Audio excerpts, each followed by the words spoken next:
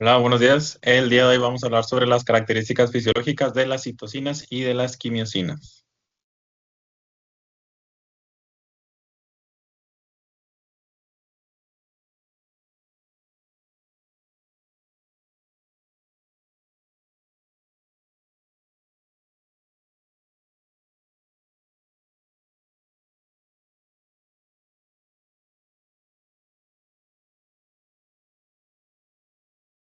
Ok, bueno, comenzando con una breve introducción, pues sabemos que el sistema inmunológico va a ser una red altamente especializada que pues se encarga de proteger al organismo frente a infecciones y pues a otros factores externos. Dentro de esta, pues se puede decir complejidad maquinaria, pues las citocinas y las quimiosinas son las que se encargan de desempeñar un papel fundamental como mediadores químicos que se van a encargar de regular la comunicación entre células del sistema inmune y los otros tejidos del cuerpo. En primer lugar, bueno, pues las citocinas, estas son proteínas de señalización, las cuales se van a encargar de la respuesta inmunitaria, modulando funciones como la inflamación, activación celular, proliferación, diferenciación y muerte celular. Y por su parte, las quimiosinas van a constituir un subgrupo especializado de citocinas cuya función principal es dirigir lo que es el tráfico celular, atrayendo las células inmunes hacia los sitios de infección o lesión mediante procesos de quimiotaxis. Como tal, el equilibrio entre estas dos, eh, pues las diferentes citocinas y quimiosinas es esencial, pues para mantener una respuesta inmune eficaz y controlada, pues más que nada en las alteraciones en su producción o función, ya que estas van a estar asociadas a múltiples patologías, incluyendo enfermedades infecciosas, trastornos autoinmunes y pues con cáncer. Primero vamos a hablar sobre las citocinas, las cuales su definición, estas son proteínas de bajo peso molecular, las cuales están producidas principalmente por células del sistema inmune.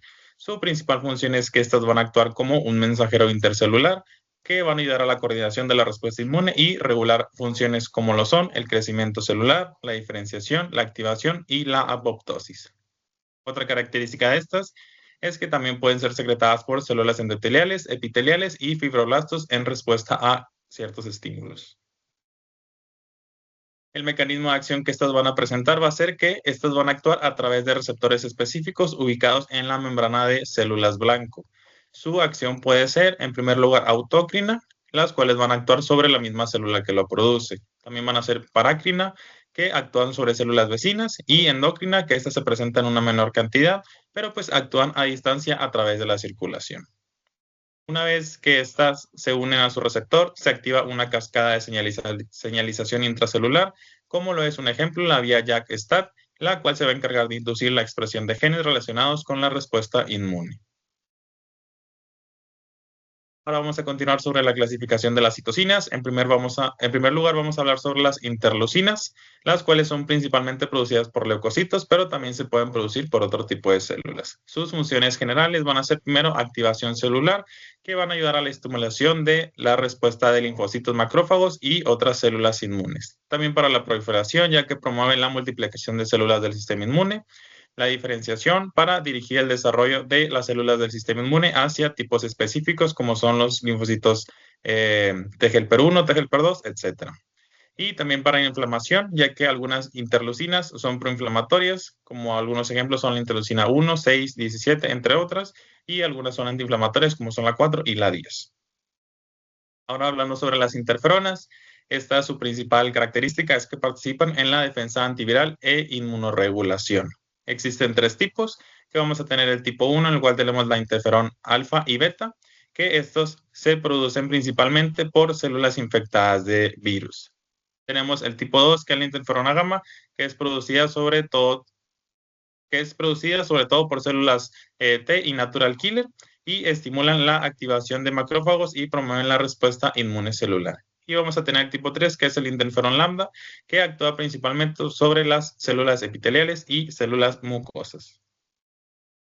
Vamos a tener el factor de necrosis tumoral, que en primer lugar tenemos el TNF-alfa, que es producido principalmente por los macrófagos, pero también puede ser producido por las células T, las células natural killer y entre otras. Y tenemos el factor de necrosis tumoral beta, que este es principalmente producido por linfocitos T. ¿Cuáles van a ser las funciones de este factor de necrosis tumoral? En primer lugar, pues nos va a inducir a la inflamación aguda. También va a ayudar a la estimulación de la producción de otras citocinas inflamatorias. Va a promover la expresión de moléculas de adhesión al endotelio y también a la inducción de fiebre, activación de neutrófilos y apoptosis en células infectadas o tumorales. Y por último tenemos los factores de crecimiento hematopoyético. Estos producidos por múltiples células, incluyendo células T reguladoras, macrófagos, células epiteliales y plaquetas, en las cuales sus principales funciones va a ser un inmunosupresor potente, ya que inhibe activación, proliferación y diferenciación de linfocitos T y B. Este va a promover el desarrollo de linfocitos T reguladores y la producción de IgA en mucosas. También va a ayudar a la inducción de la tolerancia inmunológica para así poder evitar las respuestas contra antígenos propios. También va a ayudar a la regulación de la reparación tisular y a que se forme la matriz extracelular. Este también va a participar en el control del crecimiento y diferenciación celular en tejidos. Ahora vamos a continuar hablando sobre las quimiosinas, las cuales su función principal es dirigir el movimiento de las células del sistema inmunológico hacia los lugares donde pues, se vaya a necesitar lo que es esta respuesta inmune. Que algunos ejemplos serían el sitio de infección, algún sitio de inflamación y donde se presente un daño tisular. Estos van a actuar a través de gradientes de concentración que se van a ayudar guiando a las células inmunes por quimiotaxis. ¿Cuál va a ser el mecanismo de acción? Pues las quimiosinas se secretan en tejidos dañados o infectados, se van a unir a receptores acoplados a proteínas G presentes en la superficie de leucocitos, lo que va a ayudar al desencadenamiento de una señal intracelular que va a activar el citoesqueleto de la célula, permitiendo su movimiento hacia el foco de quimiosina. También ayudan a la regulación de la adhesión endotelial, de la activación celular y la migración en tejidos linfoides. Ahora vamos a hablar sobre la clasificación estructural de las quimiosinas, el cual que se nos comentaba que estas se van a agrupar en 4 familias, según la disposición de sus 2 primeras cistenias, que sería la letra C, en la secuencia del aminoácido de su región N-terminal. Vamos a hablar primero sobre la familia CXC, en el cual su principal característica es que hay un aminoácido entre las 2 cisteínas. Las células atraídas van a ser principalmente los neutrófilos y los linfocitos, y los ejemplos van a ser la CXCL8 o también la interleucina 8, que atrae neutrófilos, y la CXCL10 o IP10, que atrae linfocitos T.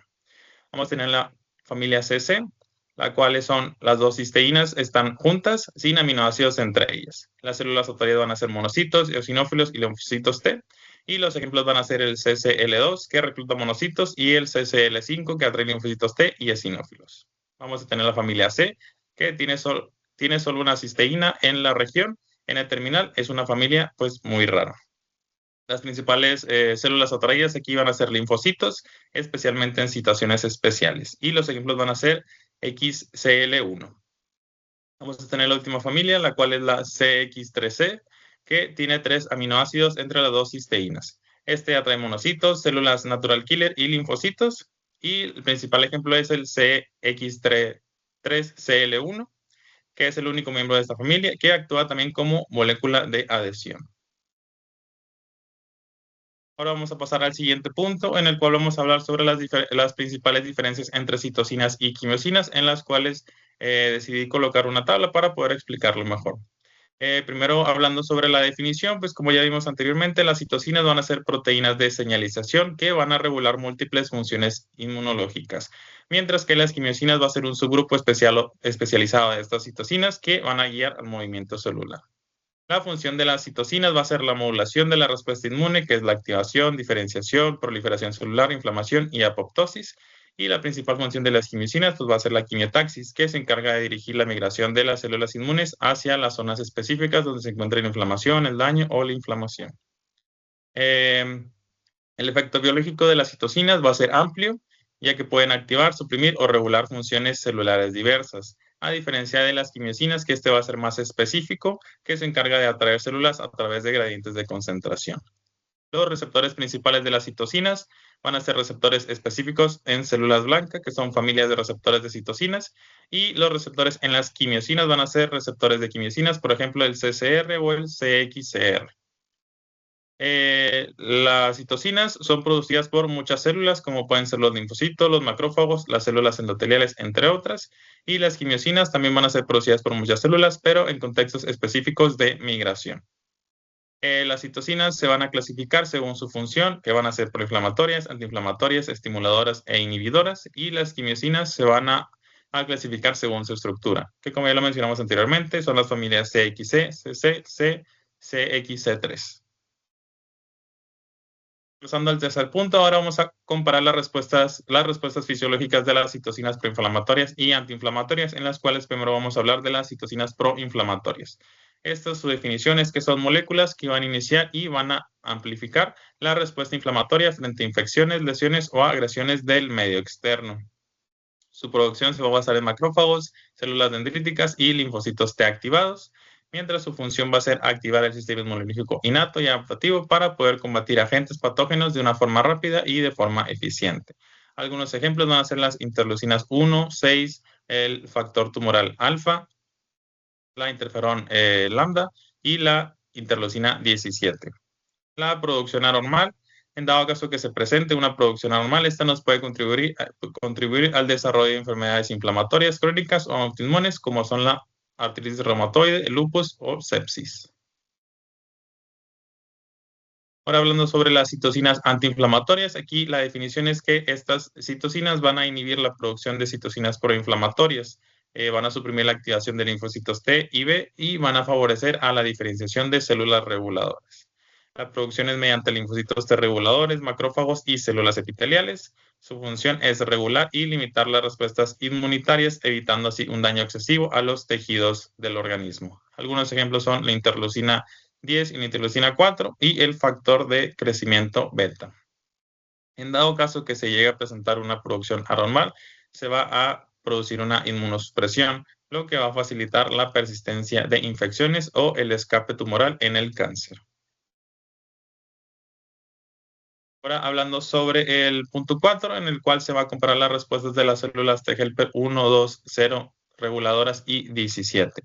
Primero vamos a comenzar con las T helper 0, que también se le conoce como naive o indiferenciadas, en las cuales su definición es que estas son células TCD4 que van a ser inmaduras o vírgenes, que van a ser recién activadas, que estas pues en sí van a ser activadas por lo que es un antígeno para que empiece su proliferación. Su función es que va a tener el potencial de diferenciarse en cualquiera de los otros subtipos, que son el 1, 2, 0, perdón, 1, 2, regular y 17, y dependiendo del entorno de citocinas y de señales de coestimulación. Ahora hablando sobre el T-helper 1, que su función principal es mediar la respuesta inmune celular contra patógenos intracelulares y activar macrófagos. Las citocinas producidas van a ser interferón lambda, interleucina 2 y el factor de necrosis tumoral beta. Estos también van a tener una estimulación en la diferenciación inducida por interleucinas 12 e interferón gamma, y van a tener células blancas como son los macrófagos, linfocitos TCD8 y las células natural killer. Va a estar asociado también a enfermedades como es de inflamación crónica, enfermedades autoinmunes como esclerosis múltiple. Vamos a tener las T helper 2, el cual su principal función es estimular la respuesta humoral y la activación de eosinófilos contra parásitos extracelulares. Las citocinas producidas van a ser interleucina 4, 5, 13 y 10, y va a tener una estimulación con la diferenciación inducida por interleucina 4. Las células blanco van a ser linfocitos B, eosinófilos y mastocitos, y este va a estar asociado a enfermedades como son alergias, asmas, dermatitis atópica. Ahora hablando sobre los T helper 17, estos se van a encargar de la participación en la inmunidad contra hongos y bacterias extracelulares y en inflamación de mucosas. Las citocinas producidas van a ser interleucina 17, 21 y 22, y su estimulación va a ser la diferenciación inducida por interleucina 6, factor de crecimiento beta y la interleucina 23. Las células blanco aquí van a ser los neutrófilos, el epitelio y el endotelio, y las enfermedades asociadas van a ser enfermedades autoinmunes como artritis reumatoide y psoriasis. Por último, vamos a tener las T reguladoras, el cual su principal función, como su nombre lo dice, es regular y suprimir la respuesta inmune para así mantener la tolerancia inmunológica y prevenir la autoinmunidad.